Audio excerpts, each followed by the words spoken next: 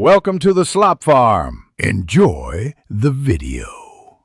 In this video, I will explain how to make a toaster strudel in the microwave.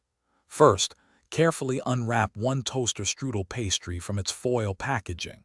Next, place the unwrapped pastry onto a microwave-safe plate or a paper towel.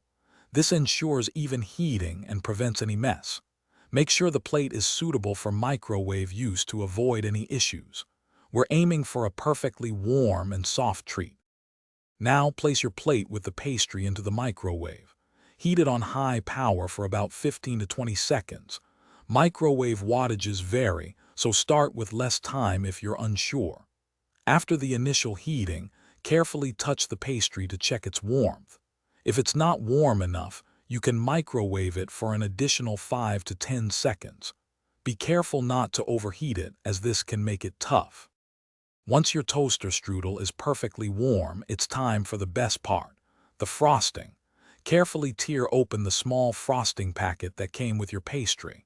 Then, drizzle the delicious frosting evenly over the entire warm surface of the strudel. You can create any design you like. Now, your warm, frosted toaster strudel is ready to be enjoyed immediately. It's a quick and delightful treat.